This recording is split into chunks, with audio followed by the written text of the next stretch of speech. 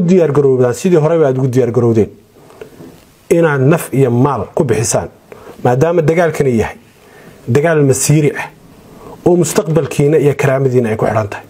bismillah alhamdulillah wassalatu wassalamu ala rasulillah wa ala alihi wa sahbihi wa sallam. Assalamu alaykum wa rahmatullahi wa barakatuh.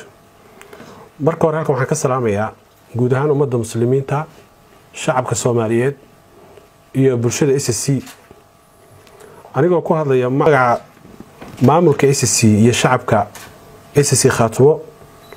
waxaan rabaa halkan inaan kula wadaago xaaladihii maanta jiray gaar ahaan magaalada Laascaanood iyo xaaladda colaadeed ee ka taagan. sida laga wada warhayo muddo dheer iyadoo duulaan uu ku socday dadka deegaanka ay ku waday maamulka gooni-goostada ee Somaliland 8 bilood ugu dambeysana iska horimaadiyo aad u waaweyn kuwa ay ka dhaceen magaalada iyo gobolka Sool, kuwaas ka dhashay dhimasho iyo dhaawac, barakac iyo burbur hantiyeed. sidii caado ahayd maamulka Somaliland ee gooni-goosatada ah waxay weerar saaka ku soo qaadeen magaalada Laascaanood iyagoo adeegsaday madaafiic kala duwan oo beegsanaya goobaha shacabka iyo bulshada rayidka ah. ciidanka difaaca SSC iyagoo gudanaya waajibkooda dastuuriga ah ee isdifaaca xaq u leeyihiin waxay kala hortageen iska caabin xoogan iyagoo cadowga u dhigay 10 lameelaawana.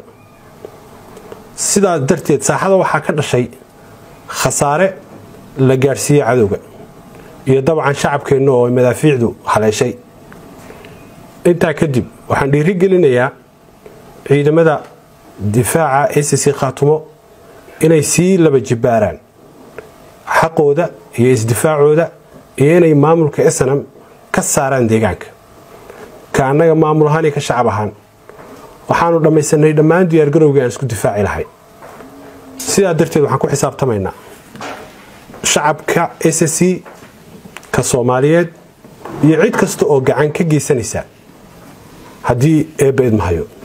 waxaa ilaahay mahadiya in saaxada dagaalku isbedel weyn ku yimid tan iyo markii la yeegleelay maamulka SSC Khaatumo.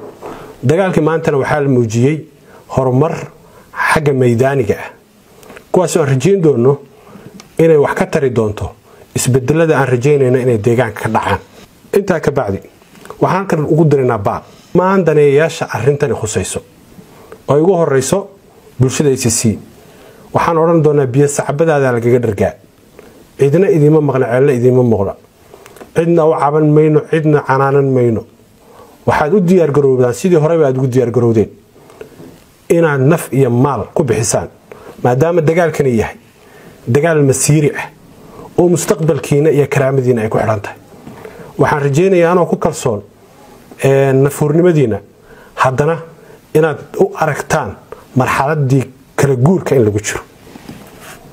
sidoo kale waxaan baaqo dirayaa shacabka Soomaaliyeed iyo dawladda Soomaaliyeed. waxaan oran lahaa waxaa la marayaa marxalad taariikhiya taariikhdu is qoraysa. waan uga mahadcelinaynaa shacabkii Soomaaliyeed cidii gacan siisay, inta kalena waa ka rajaynaynaa. annagu ma difaacayna kaliya SSC Khaatumo, waxaan sidoo kale difaacaynaa karaamada iyo shacabka Soomaaliyeed iyo midnimadiisa. waxaan idinku boorinaynaa inaad garab istaaga dadkan xaq idinku leeyihiin aad kala qayb qaataan idinkoo ka difaacaya ama kala qayb qaadanaya difaaca duulimaadka iyo dulmiga lagu hayo. intaa ka bacdi waxaan baaq u diraynaa beesha caalamka annagoo dhayna waxaa la gaaray waqtigii la soo afjari lahaa duulaanka iyo dulmiga Muuse Biixi iyo maamulkiisa gooni-goosadka ee Somaliland.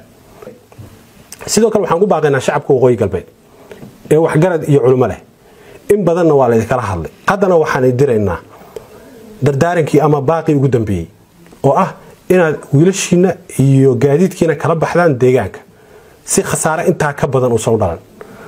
waxaan u maleynayaa inaad garowsantihiin in shacabka SSC dib u noqon doonin ayna ka go'an tahay inuu xaqiijiyo himiladiisa iyo hankiisa iyo sharaftiisa iyo karaamadiisa. waxaan rajaynayaa insha Allah inaan guuleysan doono ciidamada xaq u dirarka guul iyo gobonimo.